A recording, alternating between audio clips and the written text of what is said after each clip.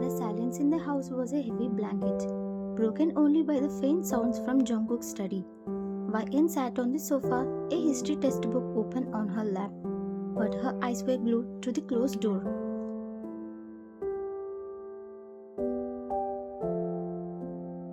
It had been over a since their marriage, a bond forgot not by love, but by their grandfather's last wish. They were supposed to be a family, but she felt like a guest in her own home. Jungkook, her husband and a professor at her college, was a stranger to her. He was coldly stern and focused on one thing only, her studies.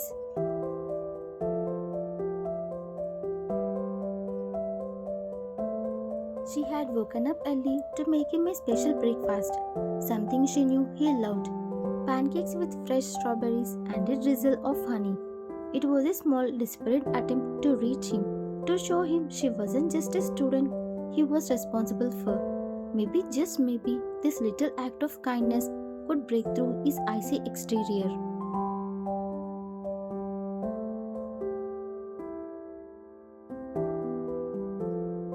When he finally emerged from his study, looked impossibly neat and handsome, her heart fluttered.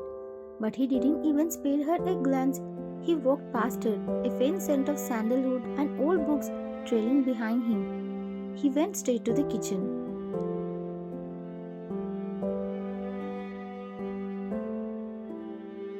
Why in? Her voice was a soft, hopeful whisper. Jungkook, I made you some pancakes. He didn't stop, he didn't turn. He just walked to the counter and picked up a glass. Jungkook, I already ate.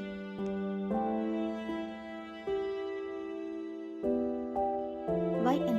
Her voice trembled slightly. Oh, but I made them just for you. With your favorite honey. I even cut up some fresh strawberries. I know you like them. He put the glass down with a quiet thud and finally looked at her. His eyes dark and intelligent, held no warmth. Jungkook, why and you know how I feel about this. You have midterms next week. Why are you wasting time on things that doesn't matter? The words hit her like a small slap. Things that doesn't matter. Was the relationship just a thing that didn't matter? Why in? It's not a waste of time. I was trying to do something nice for you. To show you I cared. It feels like we never see each other. Can't we just talk for a little while? It's been so long. He sang a sound of pure, unadulterated impatience. Jungkook, we live in the same house. What is there to talk about? We have already discussed this. Our marriage was a wish from your grandfather. It was a promise I made. My promise is to ensure you have a good education and a secure future. Once you graduate, we can discuss everything else. Until then, you need to focus. Stop talking about these childish things and go study.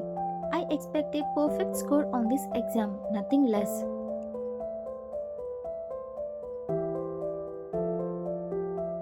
His words were a dismissal, a clear sign that her feelings were insignificant.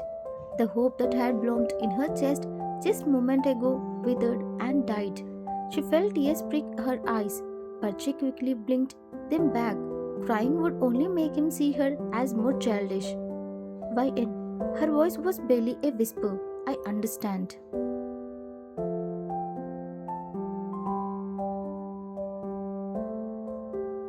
She turned and walked back to the sofa, the once inviting textbook now feeling like a chore. The pancakes sat cold and uneaten on the counter. The kitchen door was still open, and she could see Jungkook washing his glass, his back to her. The distance between them had never felt wider. She picked up a textbook, the words blurring on the page as her heart ached with a familiar, lonely pain.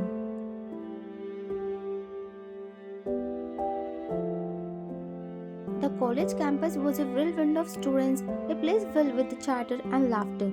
But for Vayan, it was just another place where she felt invisible. The coldness from home had followed her here.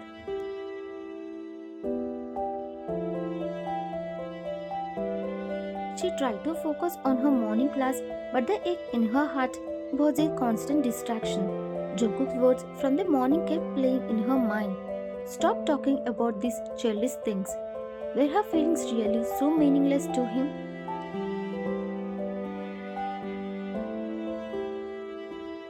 As soon as her lecture ended, she gathered her books and hurried out into the crowded hallway, wanting nothing more than to find a quiet corner. But she didn't get far before she heard a voice dripping with mockery.